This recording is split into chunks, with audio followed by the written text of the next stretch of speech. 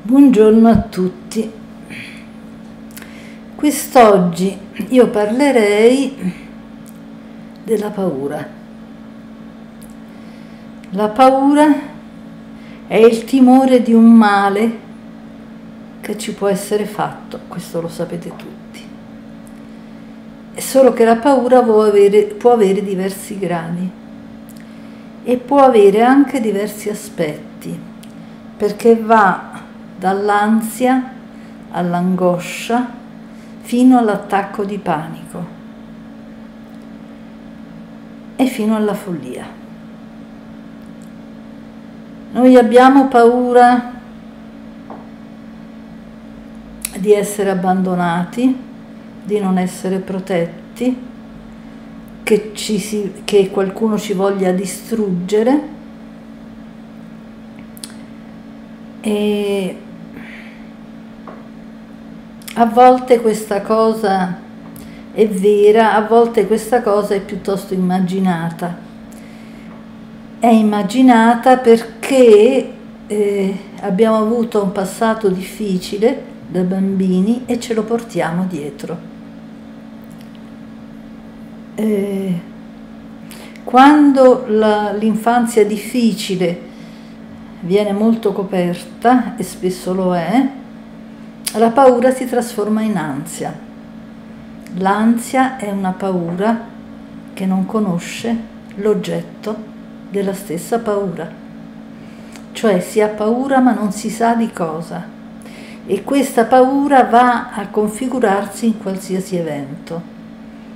Faccio un esame, andrà male, faccio un viaggio, avrò un incidente, faccio un investimento, andrà malissimo, instaura una relazione, mi lascerà, eccetera, eccetera. E la mente è specialista in queste cose, cioè ci fa vedere sempre la mente condizionata, ci fa vedere sempre il peggio di queste situazioni.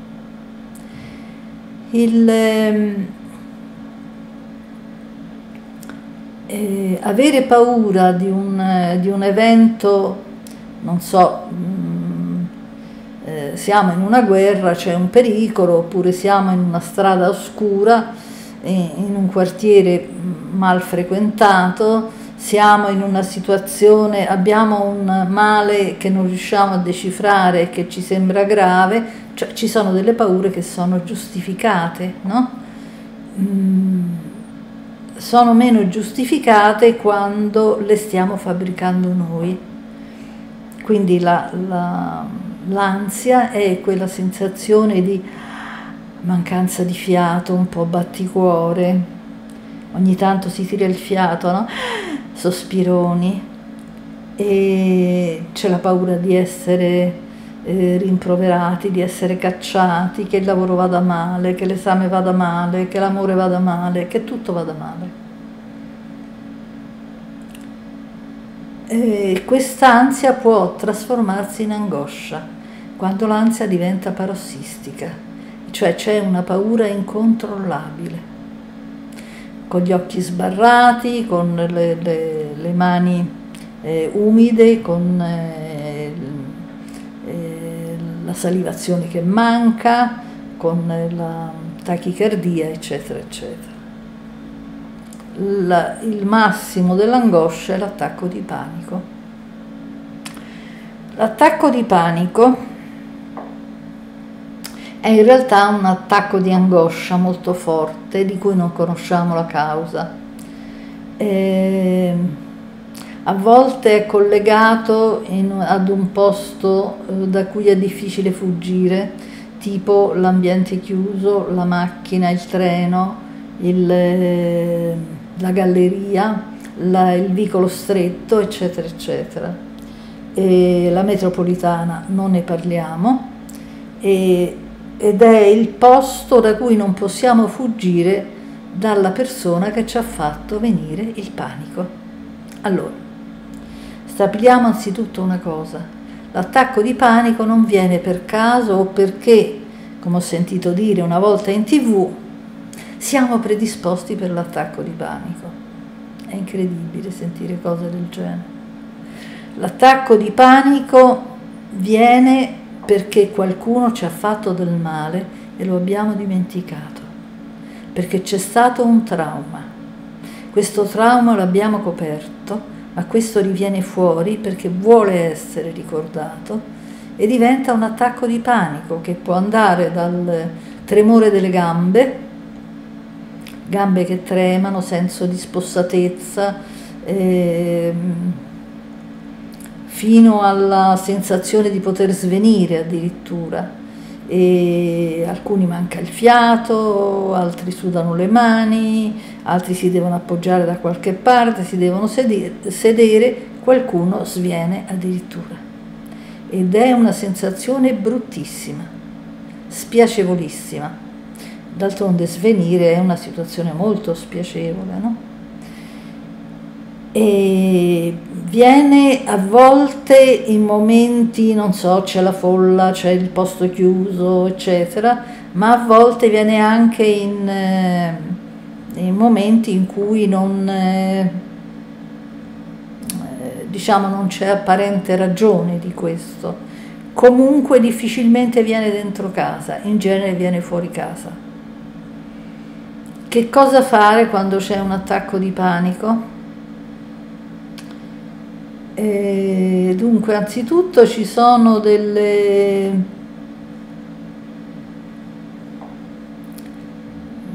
non sono medicine, ma sono dei coadiuvatori come i fiori di Bach, eccetera. Ci sono quelli specifici per gli attacchi di panico, provate con questo. Poi, se non basta, andate dal medico, fate quello che vi pare. Io vi dico quello che potete fare senza avere altre risorse, insomma. Senza avere altre risorse, sempre che non abbiate in tasca questi fiori di Bach, cercate di mangiare qualcosa, di battere i piedi per terra e di stringere i pugni. Mangiate qualcosa e bevete qualcosa, però quello che bevete non deve essere acqua, ma deve essere un po' d'alcol, perché aiuta molto, perché scalda lo stomaco e fa passare la sensazione di paura.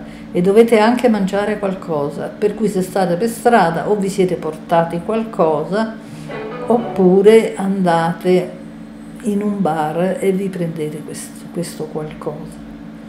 Vi prendete, insomma, un vermouth, una cosa, eccetera, vi mangiate qualcosa tipo un cornetto, una pasta, una cosa, e con lo stomaco abbastanza pieno, non dico pienissimo, ma un pochino, la sensazione tende a passare, soprattutto se stringete i denti, stringete i pugni e battete i piedi per terra.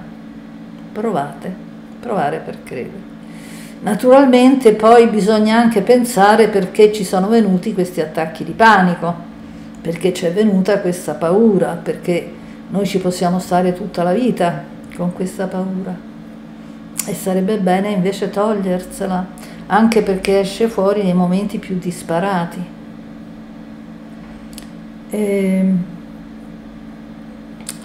Gli uomini tendono ad avere paura, molte paure. Una volta avevamo paura delle belve feroci, di essere uccisi nella foresta, eccetera. Adesso questo non c'è, ci sono altre paure.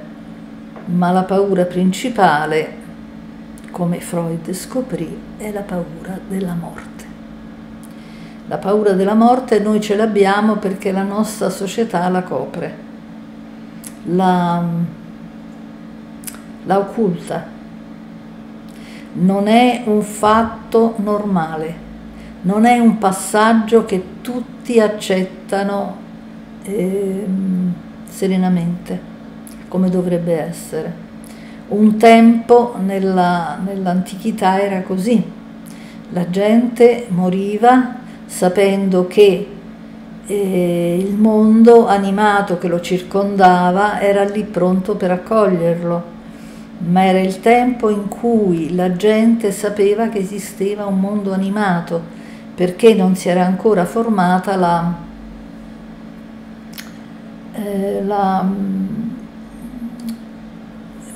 mente condizionata che aveva coperto tutto questo.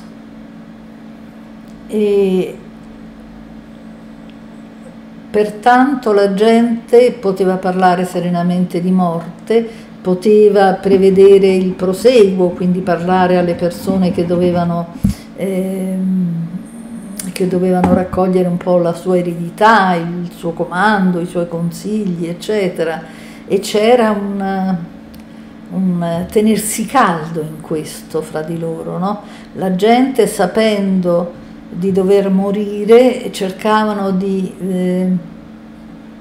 passare il tempo che gli restava sulla terra in letizia, di volersi bene senza cercare tante cose strane. Non c'era la smania del potere e gli uomini cercavano il meglio per la tribù, insomma.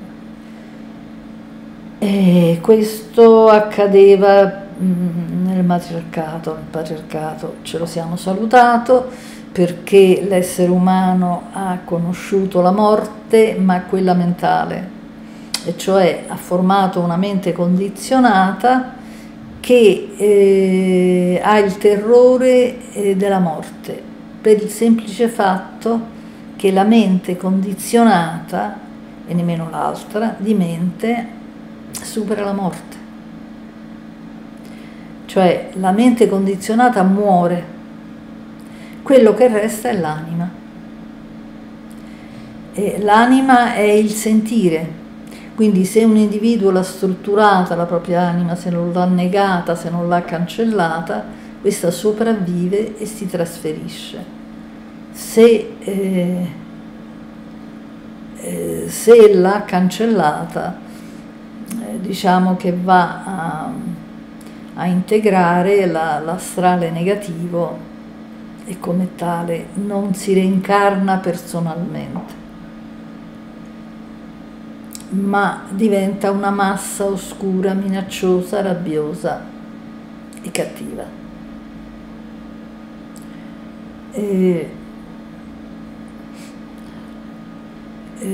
L'essere umano distaccato dalla propria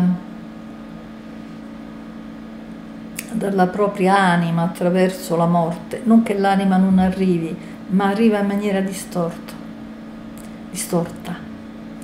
e il nostro modo di vedere il mondo diventa distorto. Scusate un attimo. Dicevamo,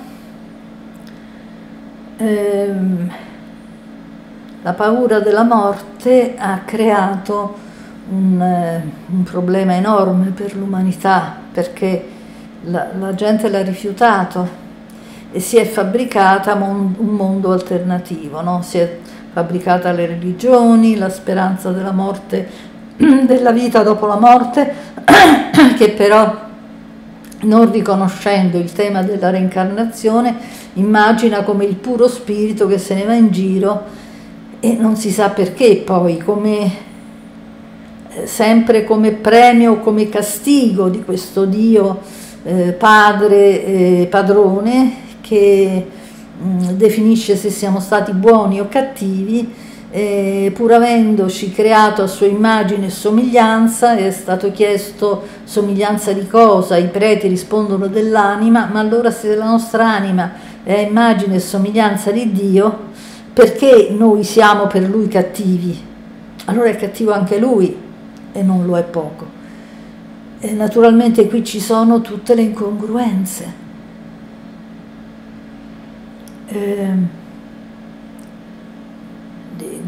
Incongruenze di questo Dio che ci crea, e ci crea cattivi per la maggior parte, e ci punisce con il fuoco, facendoci ardere in mezzo al fuoco.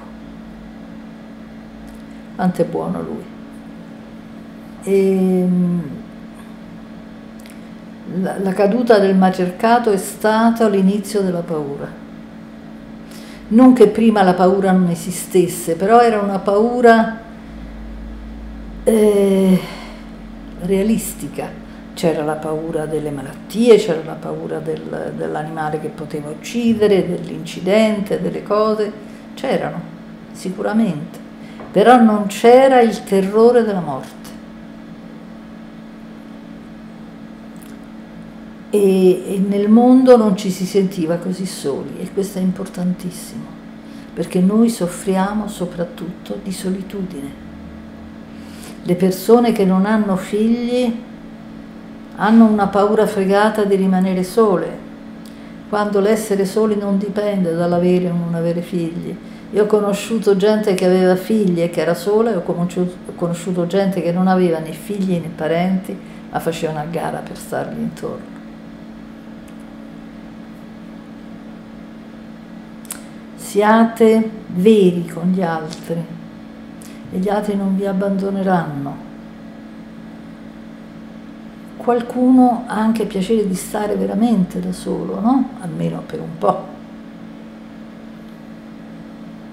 E anche questo è rispettabilissimo. E il nostro corpo ci manda dei messaggi, no? Dei messaggi spesso di paura, come quello dell'attacco di panico. Ci dice: guarda che c'hai qualcosa di cui avere paura, renditene conto, siene consapevole, perché quella paura, questa è la cosa abbastanza grave, se non l'affrontiamo in vita, l'affrontiamo in morte, perché in morte tutto viene a galla. E nella paura della morte, come ho già detto, noi mettiamo tutte le paure della nostra vita, ovvero tutte le paure della nostra infanzia. Quindi se abbiamo avuto paura di essere maltrattati, di essere a volte uccisi, di essere abbandonati, eccetera, tutte queste paure vanno riversate sulla morte e viene vista come una forza distruttiva terribile, mentre la morte è una trasformazione. Purtroppo non basta dirlo per farlo capire agli altri, me ne rendo conto e non pretendo assolutamente di convincerli. Posso dirvi che se riuscite a far cadere la mente condizionata, lo capirete da soli. Perché la caduta della mente condizionata porta alla fine della paura della morte. Guardate, passa perfino la paura della sofferenza della morte. Perché anch'io dicevo, come tanti, io non ho paura di morire, ma ho paura di soffrire quando morirò. Non era vero. Credevo di non aver paura di morire, ma avevo paura di morire. E quando poi l'ho affrontata, quando l'ho vista, quando ho cominciato a venirmi incontro, ho capito che io avevo paura, ma ho capito anche che volevo affrontarla, che non volevo tirarmi indietro, perché non volevo vivere tutta la vita con questa paura. Non sopportavo di vivere tutta la vita con questa paura. E tutte queste cose me le sono tenute per me molto a lungo, no? Fino a che a un certo punto qualcuno mi ha detto: ma tu non lasci niente a nessuno, la tua esperienza può aiutare, no? Tu dici che non hai trovato persone, tranne una, in un momento cruciale comunque che mi è servito, però ridallo agli altri, insomma, no? Aiuta gli altri, e effettivamente mi sembra un discorso giusto. Allora, l'attacco di panico, stavamo dicendo, è la paura di qualcosa di concreto che è già accaduto, che però è diverso vissuto dal bambino e dall'adulto. Voglio dire, un attacco di panico può venire anche dal fatto, faccio un esempio a caso, vediamo un genitore che ha gli occhi di fuori, che è esasperato, che in quel momento, se potesse, ci farebbe fuori, ma non lo farebbe mai, però in quel momento lui è poco capace di intendere e di volere. Il bambino lo sente e ne ha il terrore. oppure sono accadute altre cose che il bambino ha cancellato. L'attacco di panico è quello che dice c'hai una paura dentro, tira fuori questa paura. Non puoi vivere sempre con la paura, perché si sta sempre male, perché non sapendo di cosa abbiamo paura, noi ci costruiamo sempre qualcosa su cui avere paura. E allora, oddio, non ho spento il telefonino, gli altri hanno sentito quello che ho detto. Quanta gente ha il terrore di non aver spento il telefonino e gli altri hanno sentito quello che dicevano. Quando in realtà se noi mettiamo, non so, il telefonino in borsa o lo poniamo un po' lontano da noi, non si capisce assolutamente niente, però la paura resta. Oppure, oddio, ho sbagliato una cosa, adesso mi denunceranno perché ho sbagliato una dichiarazione, cioè naturalmente non è così, perché se non abbiamo commesso non abbiamo commesso nulla in malafede, nessuno ci condanna. E vivono nella paura, e quando è finita una paura ne nasce un'altra. C'è in genere la paura che altri ci scopriranno di qualcosa di misterioso e ci condanneranno.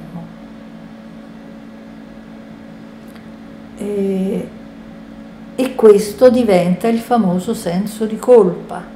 L'ho già detto, il senso di colpa non è mai una colpa, però c'è e fa soffrire parecchio.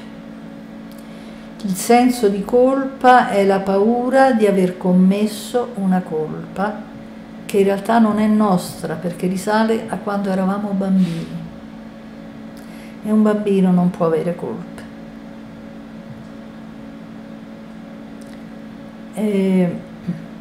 Ci accorgiamo del senso di colpa perché abbiamo paura, il senso di colpa è una delle paure maggiori, abbiamo paura di mostrarci agli altri, abbiamo paura di non essere accettati, abbiamo paura di essere ridicoli, abbiamo paura di essere inadeguati, non riusciamo a prendere la parola. Quando stiamo con gli altri pensiamo, oddio, che devo dire adesso? Perché se dico qualcosa, se non dico qualcosa di sensato, di importante o di intelligente, gli altri mi prenderanno per scemo. E c'è sempre questa paura che poi alla fine ci fa diventare quasi muti, perché ci fa passare la fantasia di parlare, no? Ci fa temere che se noi parliamo male, per cui siamo inadatti, per cui non brilliamo nella conversazione come brillano gli altri, come se noi dovessimo fare i pagliacci delle conversazioni degli altri.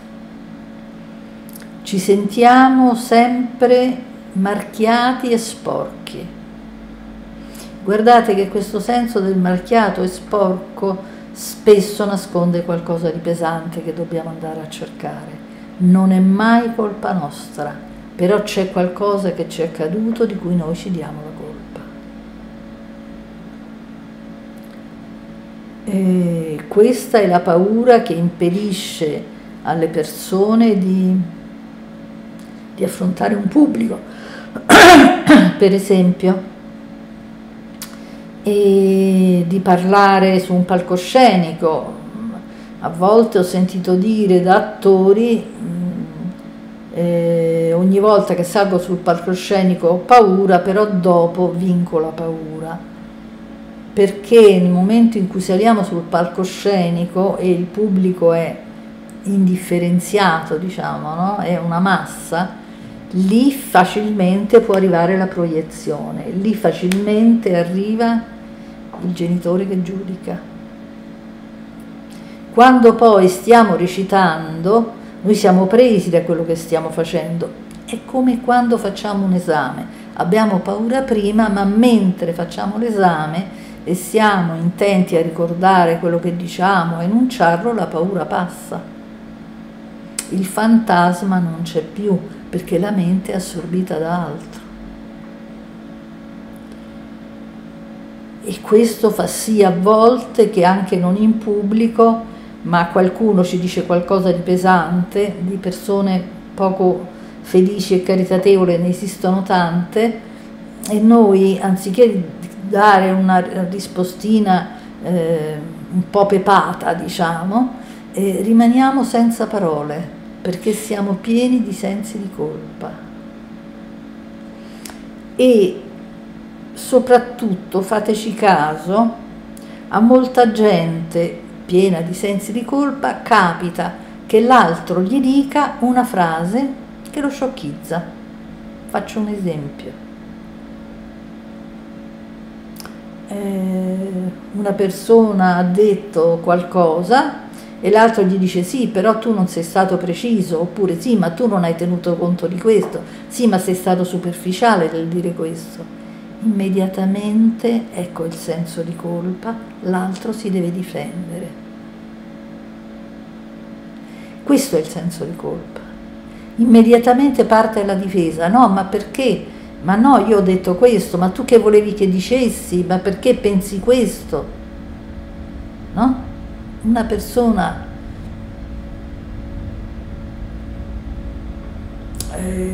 serena, senza sensi di colpa, gli direbbe una qualsiasi cosa, tipo, ma era cattivo il cornetto che ti sei mangiato stamattina, non è andata bene la colazione, la merendina, eccetera.